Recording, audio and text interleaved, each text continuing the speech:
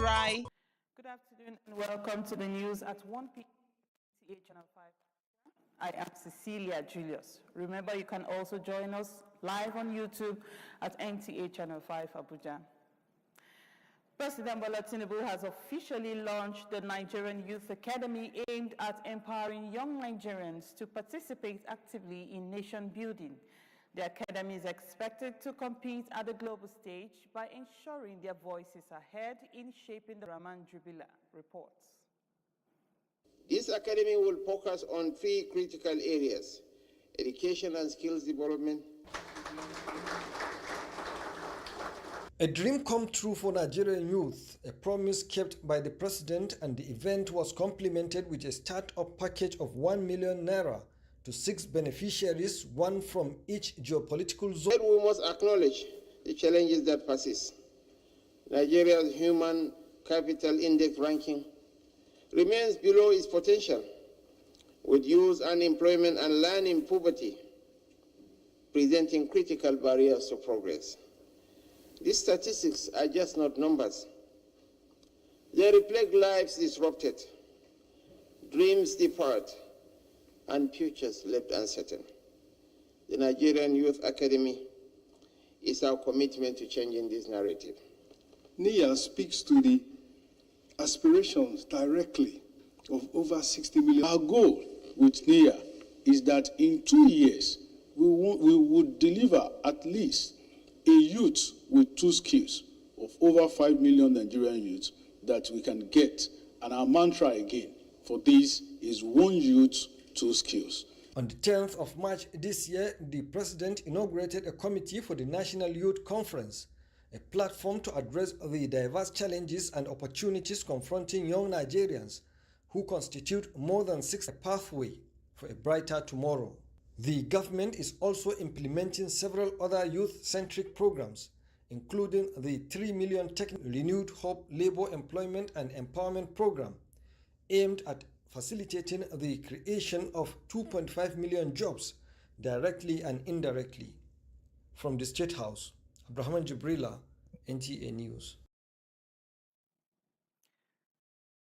25 World TB Day will remain remarkable for the people of Soka community in Abuja, as First Lady Oluremi Tinubu promises to address their long-standing concern, a health facility. Uche Ugochukwu was at the community where many people receive free screening and treatment for tuberculosis. This is Soka Village, a community tucked away on the fringes of Abuja, Nigeria's capital.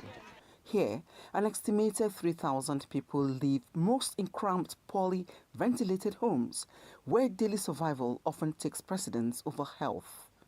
With overcrowding, poor sanitation and a lack of clean water, Soka Village provides a fertile ground for the spread of tuberculosis.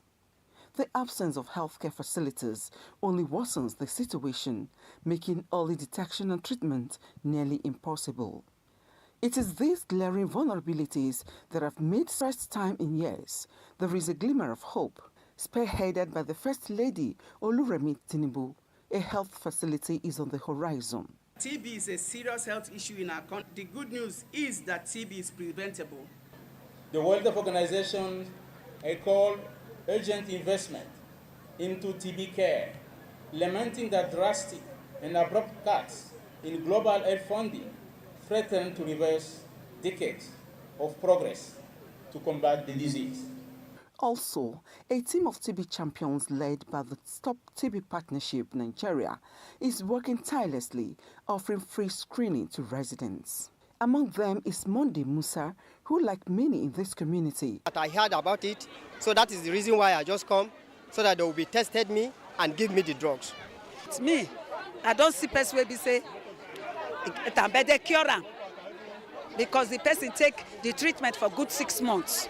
I assure you that the traditional nutrition will collaborate with health personnel to pursue the compliance, to ensure compliance.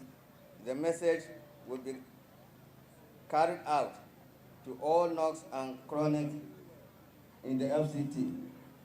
We Fit Duam is not just a slogan here. It is a call to action that is already making impact. For the people of Soka, this is more than just an event. It marks the beginning of a healthier, more secure future. Uche Ugochukwu, NTA News. Financial Crimes Commission, EFCC, arrests 133 suspects at a Ponzi Scheme Academy in Abuja. A statement by the head of media and publicity of the commission says the academy located in Gwagwalada is in the business of recruiting young Nigerians who are trained to recruit more citizens into the scheme with the promise of getting unrealistic profits returns. The suspects are enrolled into a training codenamed Special Training for New Generation Billionaire Farm. The EFCC carried out the operation in collaboration with officers and men of 176 Guards Battalion, Nigerian Army. Items recovered from the suspects include phones, computers, and other electronic gadgets. The suspects will be arraigned before a competent court of jurisdiction as soon as investigations are concluded.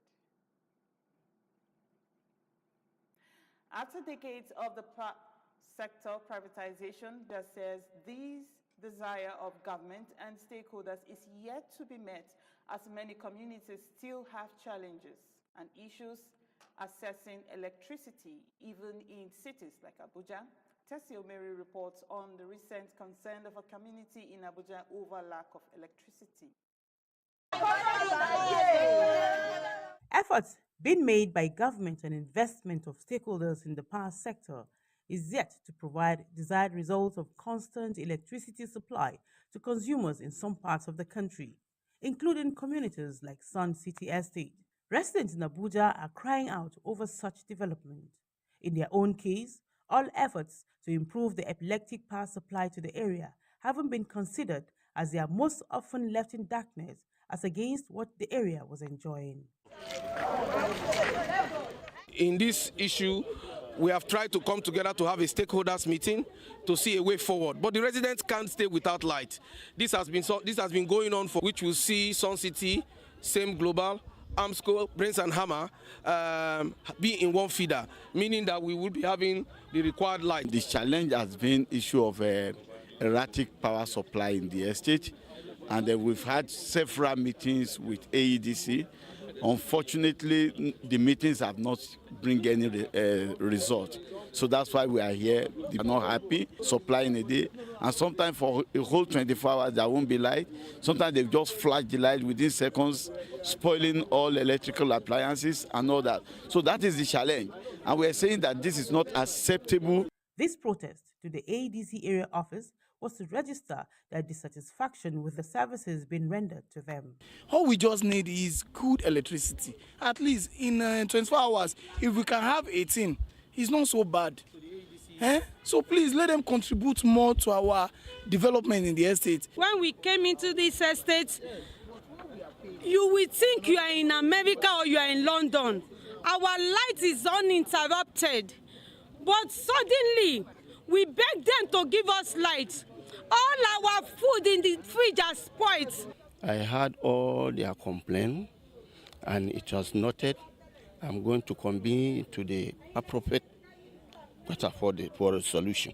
While the AEDC officer in charge of the area promising to deliver their message to higher authority, the residents are demanding for a quick intervention and solutions. In Abuja, Tessie Omeri, NTA News.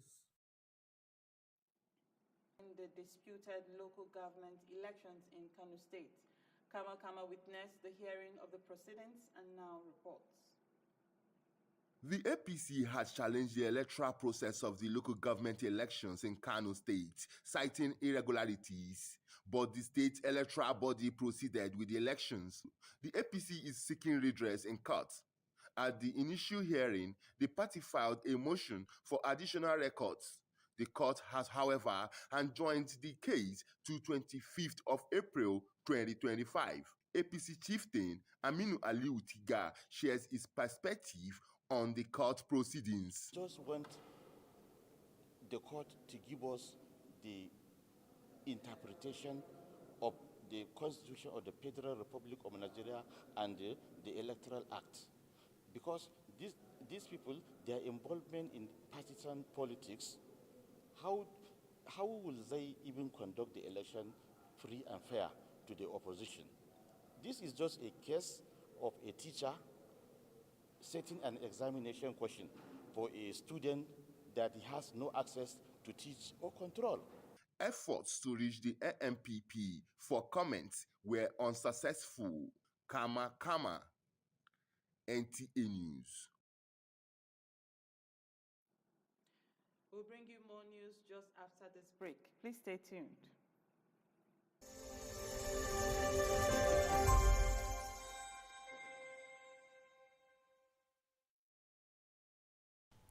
I am Oluremi Tinubu, the global and national Stop TB champion. Many people have asked why I've chosen to champion the fight against a disease like tuberculosis. My reason stems from a deep personal experience. I once had a friend who unfortunately fell ill and concealed the nature of his sickness until it was too late. Eventually, after he passed, we discovered he had tuberculosis. Sadly, due to the stigma and discrimination surrounding the disease, he would not speak up or seek for help. His death was a painful reminder that we could have intervened and saved a life if only we had known earlier. Tuberculosis is an airborne disease that primarily affects the lungs, but can also impact other parts of the body. Being airborne means anyone, regardless of their social economic status, can contract it. In Nigeria, 1 person dies of TB-related illness every 7 minutes, amounting to 206 deaths every day. Globally, 1 person succumbs to TB every 25 seconds, which is a staggering 3,456 lives lost daily. These deaths are entirely preventable because TB is curable if detected and treated early. If you or someone you know has been coughing for 2 weeks or more, coughing up blood, experiencing night sweats, or losing weight drastically, it might be TB. Please visit the nearest government hospital or primary health care center for proper diagnosis and treatment. TB treatment is free. Let us also remember not to stigmatize or discriminate against TB patients or those who have been treated for TB. Individuals who have been cured of TB cannot infect others. I call on all stakeholders, especially the private sector, to join us in the fight to end TB in Nigeria. Together, we can make a difference. Remember, TB anywhere is TB everywhere. End TB by 2030. Yes, we can.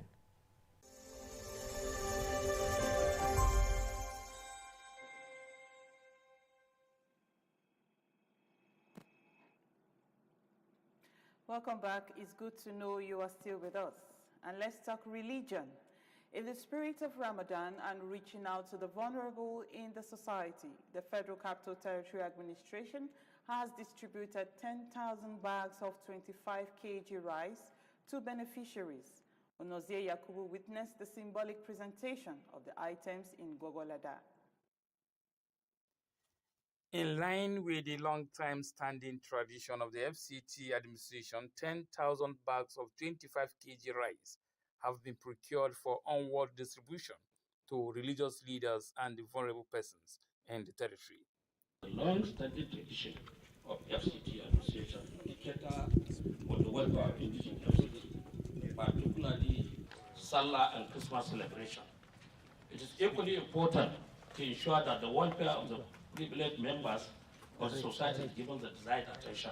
At a symbolic presentation, the representative of the FCT Minister and Chief of Staff, Chidi Amadi, says the gesture is the minister's benevolence of touching the lives of the needy in the society, especially during the festive period. In this season, will require one way or the other to be reached out to. The season of Ramadan, like I've said, the season that is defined by prayer, fasting, and thanksgiving.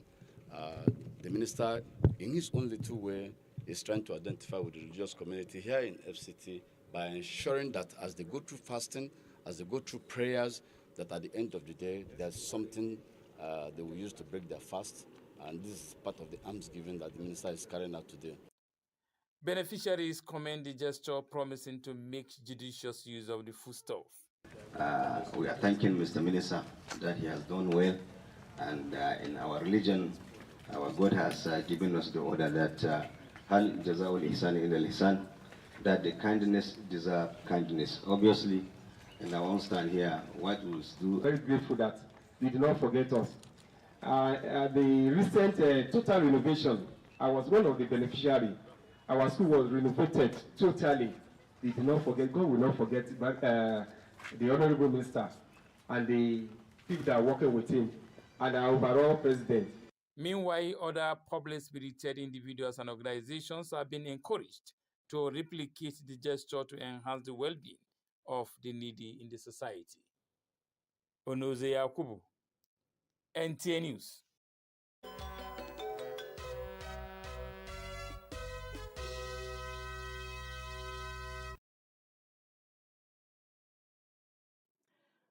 Football lovers in the FCT are hopeful that Super Eagles will emerge victorious in the World Cup qualifiers later today. Many describe it as a must-win match. Let's hear their reactions.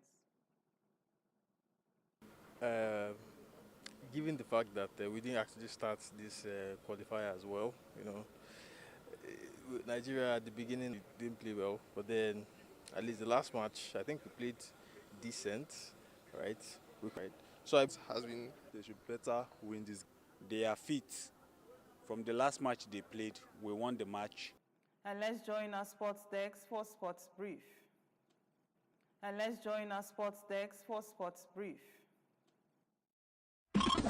Super Eagles